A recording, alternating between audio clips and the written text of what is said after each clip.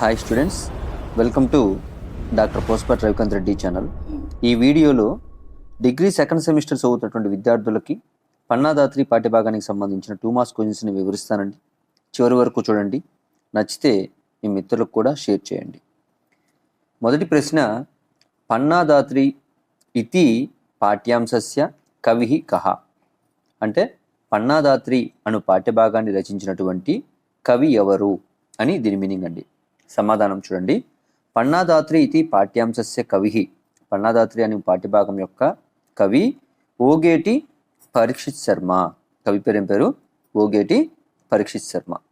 రెండవ ప్రశ్న చూడండి. కస్య సంస్థానే అంటే ఎవరి యొక్క సంస్థానంలో పన్నాదాయి, ఈ పన్నాదాయి అనేటువంటి ఆమె కర్మచారిణి ఆసీత్. అంటే కస్య సంస్థానే ఎవరి యొక్క సంస్థానంలో పన్నాదాయి, ఈ పన్నాదాయి అనేటువంటి ఆమె కర్మచారిణి ఆసీత్ అంటే సేవకురాలుగా ఉన్నది అని ప్రశ్న. సమాధానం చూడండి.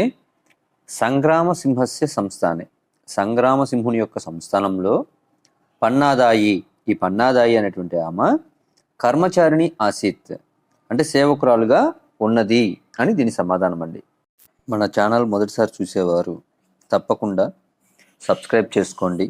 ఈ వీడియోని లైక్ చేసి మీ మిత్రులకు షేర్ చేయాలని కోరుకుంటున్నానండి.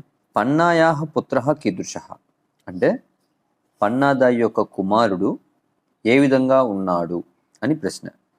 పన్నాయాహ పుత్రః, ఈ పన్నాదాయి యొక్క కుమారుడు అతి సుందరః, చాలా సుందరంగా అంటే అందంగా ఉన్నాడు అని దీని మీనింగ్ అండి. సర్వాంతః పురదీపకః కః అంటే అంతఃపురం మొత్తానికి దీపకః కః, దీపం వంటి వాడు ఎవరు అని ప్రశ్న అండి. సరే, సమాధానం చూడండి. సర్వాంతః పురదీపకః, అంతఃపురం మొత్తానికి దీపం వంటి వాడు సంగ్రామసింహస్య పుత్రః ఉదయనః. ఈ సంగ్రామసింహుని యొక్క కుమారుడు ఉదయనుడు అని చెప్పి చెప్పబడింది. అతను చూడటానికి దేశ విదేశాల నుంచి కూడా రాజులందరూ వచ్చి ఆశీర్వదిస్తూ ఉంటారనమాట. ఓకేనా? ఆ విధంగా అతను ఈ అంతఃపురం మొత్తానికి దీపం వంటి వాడు అని చెప్పి చెప్పబడింది. ఇక ఐదవ ప్రశ్న చూడండి. పన్నయ కతి వర్షాన్ని రాజభోజనం భక్షితం అంటే పన్నాదాయి అనేటువంటి ఆమె కతి వర్షాన్ని ఎన్ని సంవత్సరాల నుండి రాజభోజనం భక్షితం, రాజభోజనాన్ని తింటుంది, అంటే రాజమందిరంలో పనిచేస్తుంది ఒక రకంగా మనం చెప్పాలంటే. ఓకేనా?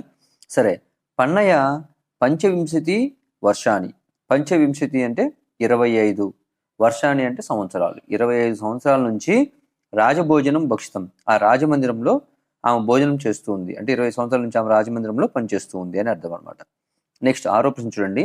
కహ పన్న బాలకం ఖండద్వయం చకార. కహ అంటే ఎవరు, ఖండద్వయం అంటే 2 ముక్కలుగా, పన్న బాలకం అంటే పన్నాదాయి యొక్క కుమారుణ్ణి చకార చేసెను. ఎవరు పన్నాదాయి యొక్క కుమారుణ్ణి 2 ముక్కలుగా చేశారు అనేటివి ప్రశ్న. ఇప్పుడు సమాధానం చూడండి.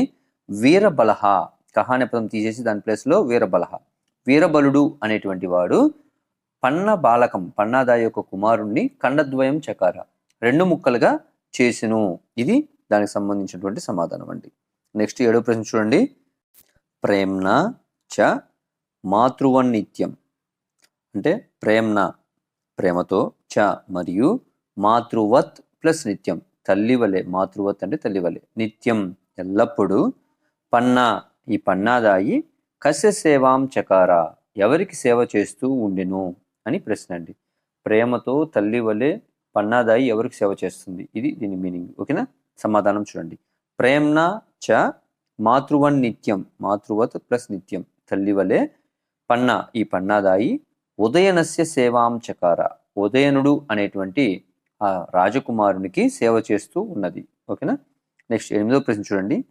ఉదయ కతి సమాహ, ఉదయనుడు అనేటువంటి వాడు కతి సమాహ ఎన్ని సంవత్సరాలు అజ్ఞాతే అజ్ఞాతంలో, వనే వనంలో, పన్నాదేవ్యాహ పన్నాదేవి యొక్క రక్షణే ఆసీత్ రక్షణలో ఉండెను. అంటే ఉదయనుడు అనేటువంటి ఈ రాకుమారుడు ఎన్ని సంవత్సరాలు అజ్ఞాతంలో పన్నాదేవి యొక్క రక్షణలో వనంలో ఉన్నాడు అని ప్రశ్న అండి.